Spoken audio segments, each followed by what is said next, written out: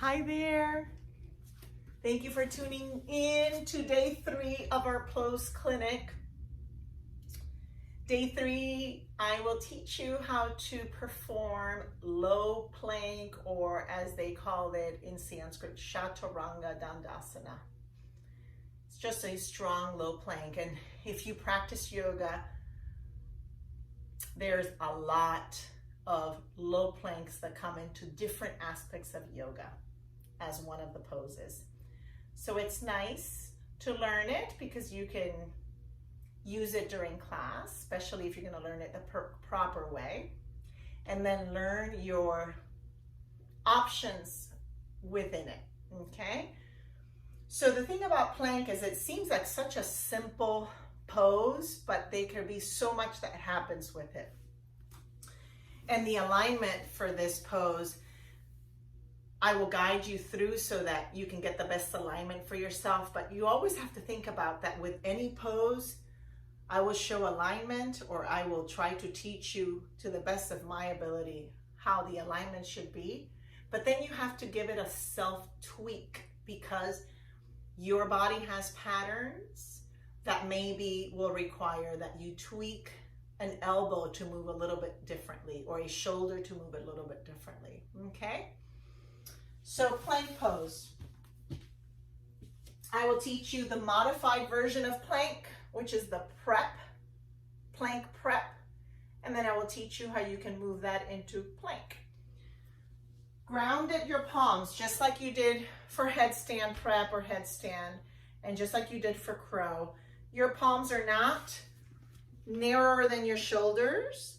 They're possibly in line with your shoulders, or for me, because I'm a little broader, I like them a little bit wider than my shoulders. Not too wide, just a little wider, okay?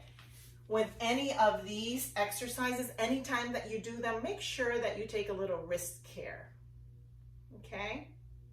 Wrist care, rolling the wrist, moving around, super important, okay?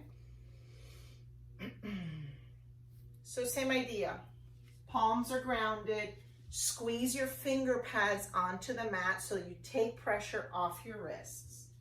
And then we want to hug the navel in towards the back because that gives your back a nice long stretch, but it also ignites your belly so that you don't sag and therefore end up having back discomfort. So ground your palms, draw your belly in towards your spine, and then walk your knees back. Walk them back enough so that when you draw your belly button in, you feel like your spine has a natural curvature to it. It doesn't have to be super straight, but it has your natural curve. Now, when you do this, the tendency, just like with anything else, is we compensate the pose because we have weaknesses or we haven't done it in a while by drawing the shoulders in towards the ears. What ends up happening when we do that is we end up having this discomfort in the neck, like when you go to sleep and you have a bad neck discomfort.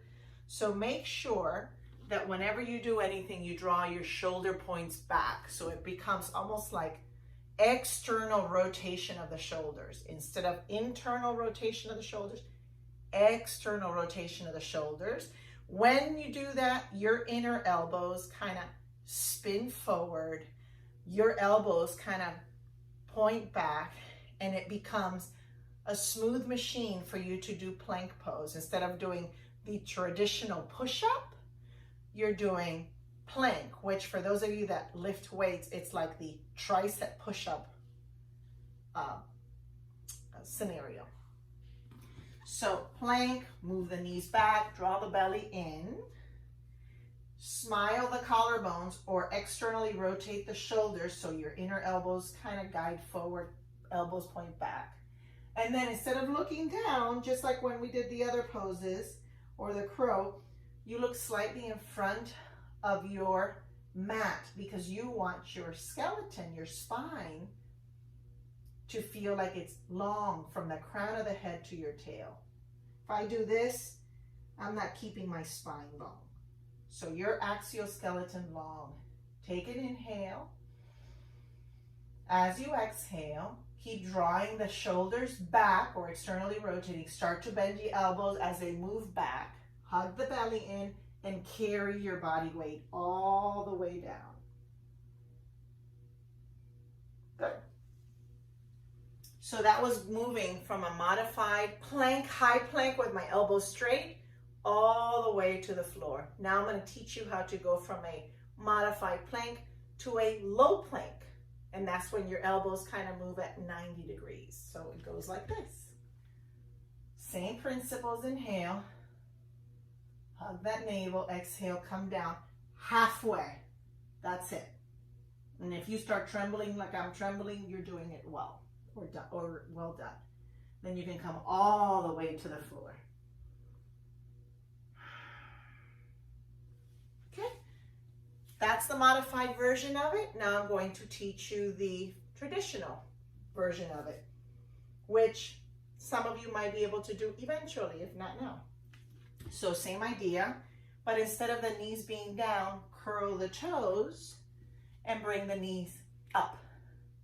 Try not to sag, so hug the navel. That's part of the component of it. Hug the navel so your spine is long. Look forward, not down. Shoulders externally rotate, elbows back. Inhale, roll your toe tips or roll onto your toe tips so your shoulder points move slightly forward and then lower down halfway. There's your low plank or your Chaturanga Dandasana. And then come all the way to the floor. Woo! That was hard on my shoulders.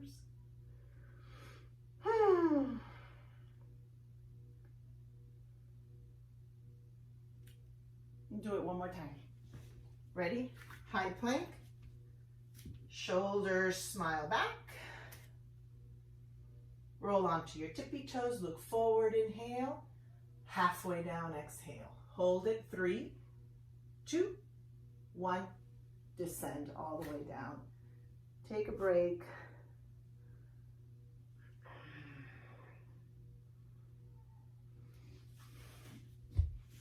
And stay tuned because the next video, you get to marry all 3 days into one. Thanks for tuning in.